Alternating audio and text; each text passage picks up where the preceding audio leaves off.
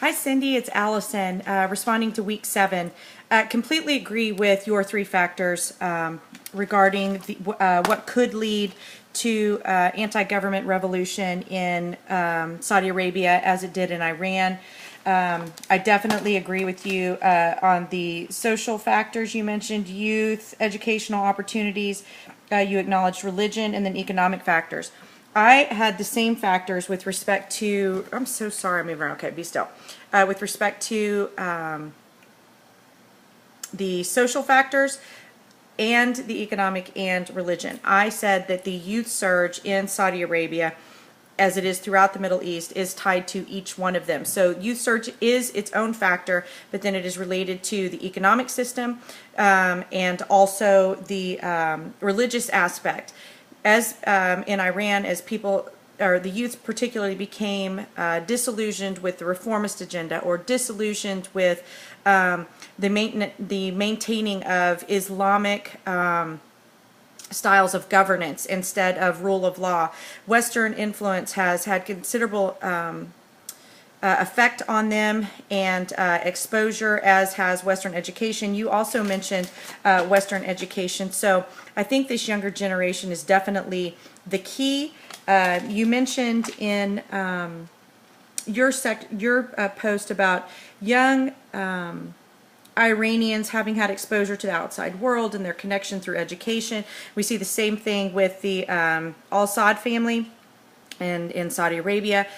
We see that in most instances, the older leadership has not even been outside of the Muslim world. So that's a great indicator that exposure in this younger generation could definitely bring some change, which could be a catalyst for an anti-government revolution. Interestingly, with the economic factors, we have studied in the past with other classes with Dr. Meredith about the significance of oil on the economy and what happens when there's conflict between Saudi Arabia and the United States, oil embargoes, all of those things. I'm not looking at that as an economic factor at this time, although obviously economic hardship at the national level can lead to people feeling disillusioned with the ability of the government to help them prosper at an individual level. I'm strictly looking at it as the youth who at this time are not able to get jobs. They're educated, but they're unemployable, and they're looking for an expanded, broadened job market.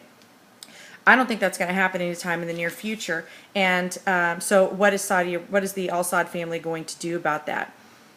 Social reforms are prolific in Saudi Arabia. Is that the right way to say that? And I think there are opportunities, but as you said in your post, that the youth just feel like they have no upward mobility.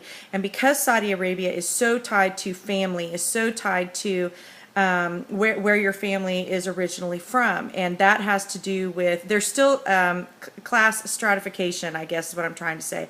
And it's interesting because I don't know how much that keeps certain youth from rising up against the government.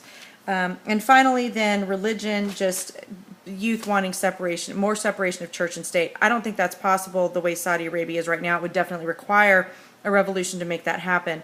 In the section on Saudi Arabia, they did not discuss as much the population's feelings about Saudi Arabia being an Islamic state. And there is no government outside of the Islamic government, which is governed by the Quran and by Surah.